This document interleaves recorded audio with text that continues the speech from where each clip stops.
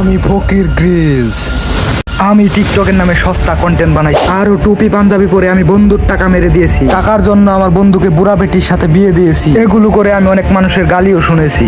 আর এগুলো বাদ দিয়ে আজকে আমি চলে এসেছি বীচিহীন জঙ্গলে।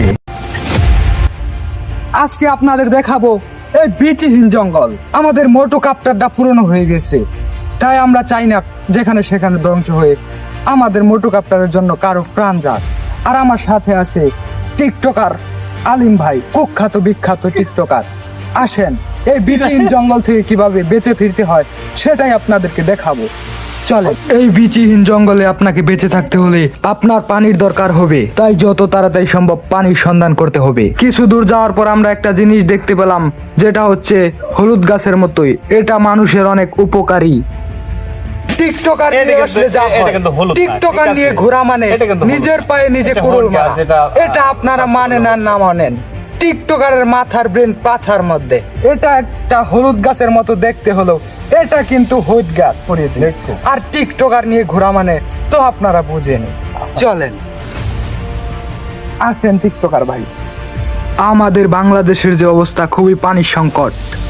এই বীচিহীন জঙ্গলে বেঁচে থাকতে হলে আপনার খুবই প্রাণীর প্রয়োজন হবে, যেটা এখন বর্তমানে দেশে খুবই সংকট।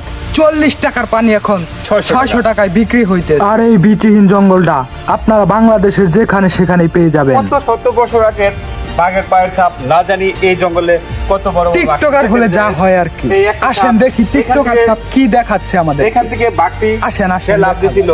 আমার তো মনে হয় দেখান আমার তো মনে হয় সব কি দেখ। 12 হাত না, আমরা মূলত টিভিতে দেখি যে 12 হাত বাঘ লাভ দিয়ে যায়, হরিণ যাইতে রাত, কিন্তু দেখেন কত দূর। আমার তো মনে হয় বাঘ লাভ দেয় 30 হাত।